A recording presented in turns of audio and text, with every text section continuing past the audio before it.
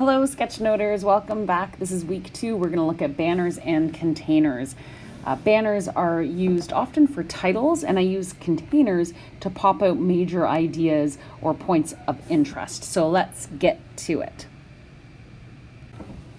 Banners are really fancy looking, but actually not that hard to create. So the first thing you want to do is create a rectangle.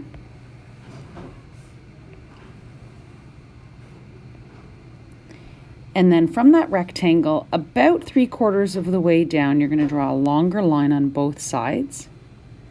And then out the bottom, a short line. And I call this the fat SpongeBob SquarePants. From the short line out, draw a longer line. And then do greater than or less than signs on both ends to create the ribbons. Now from the inside corner, out to the end of the ribbon, draw a diagonal line and color it in on both sides. And there you go, very simple ribbon. Now you can make this a little bit fancier as well if you want to add some more depth to your ribbon and have a double ribbon on your banner. So again, you're just going to draw the rectangle. And now just draw a little square out the side on both sides. Trying to make them as even as possible. And then just like we did, you're going to draw lines.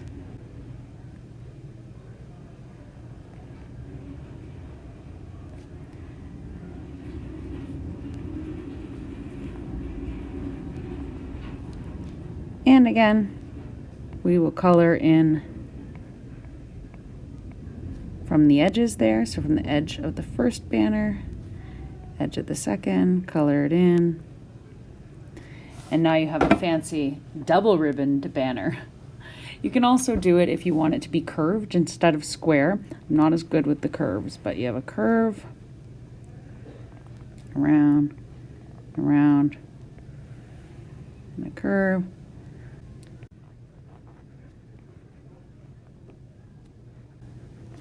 And a curved ribbon. But like I said, I can't do things evenly. It's something I'm working at, and I'm okay with it.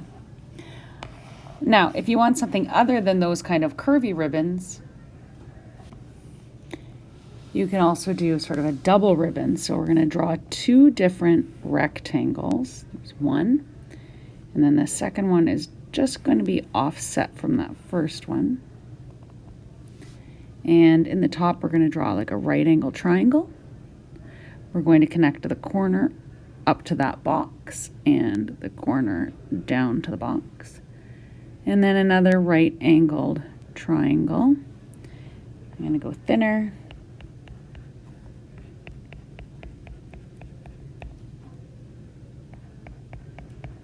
And I can color those in. So it sort of looks like I have a banner that's wrapped around. And those are some really quite simple banners to use. Other ones that you might want to try, if you want to offset your letters a little bit more, is you can draw a straight line and just draw little triangles underneath the straight line.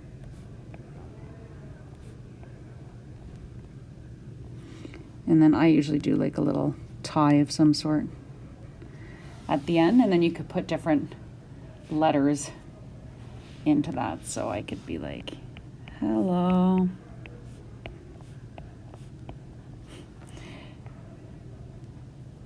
And again, if you're not liking the triangles, you can also do this by drawing your straight line and drawing almost like banners that would hang.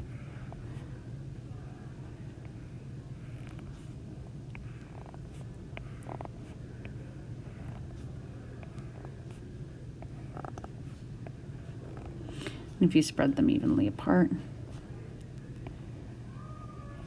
it looks like they are hanging. So those are some really simple banners that can be used.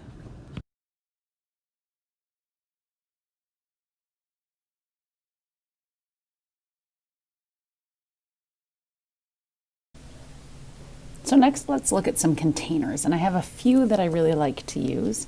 The first one is just a simple frame.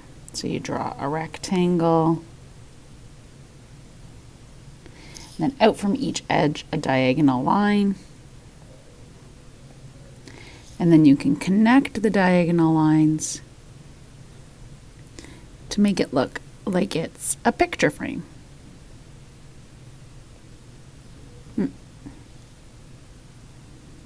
There we go.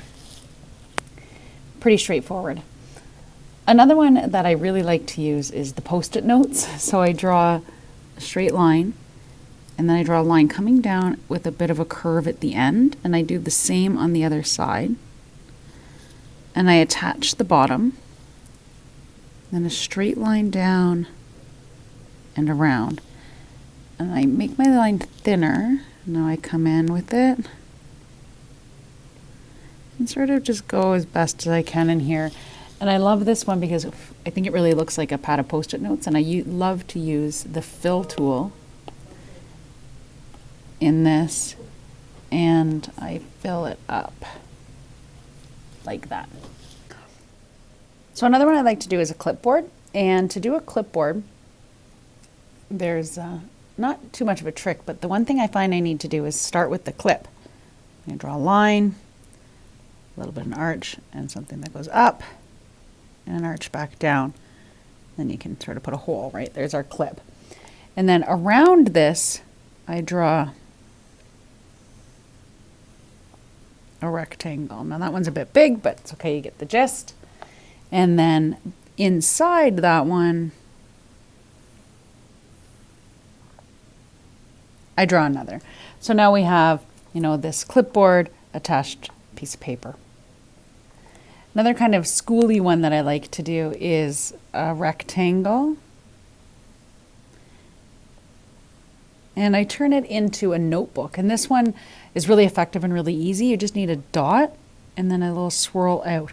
Now you don't want to go past that line on the left-hand side. So your dot, swirl out, stop, dot, swirl out, stop, dot, swirl out, stop, dot, swirl out, stop. And as you can see there, it looks sort of like a little coil notebook, which I think is pretty adorable.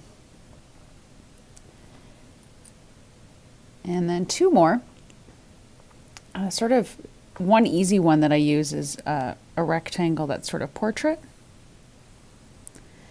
And then I just put dots in each of the corners to make it look like a little plaque. And then one with a little bit of depth again. These containers are all rectangular. You draw your rectangle, draw some diagonal lines out to give it that depth. Join those lines. And then nothing fancy, just quick. There you have a box. So there are some containers that you can use to have ideas pop or contain main ideas or important information that you might want to stand out differently.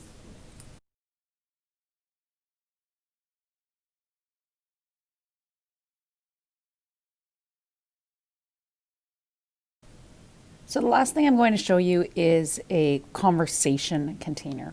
So the first one I use is a speech bubble. So I draw mine pretty rectangularly because I find that easiest. Notice I didn't finish the rectangle over there. And then from there, you just put out like a little tail. Nothing fancy. In this week's Tayasui tips, I talk about layers. So if I were to layer this behind, I could then take a different color and actually add a little layer here so that it looks shadowed, which I think is pretty cool.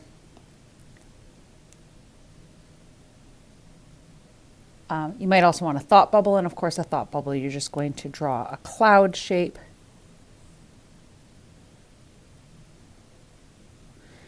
And then circles that get progressively kind of smaller for people's thoughts.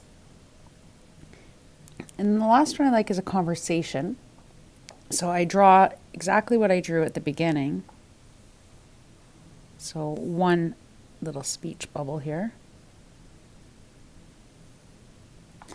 And then coming out from that speech bubble, I have another, so that I can put that back and forth conversation that people might be having. Fairly simple techniques, but these containers are really great if you're doing any kind of sketching that involves what people are saying, or live sketchnoting of a keynote address, or some sort of lecture.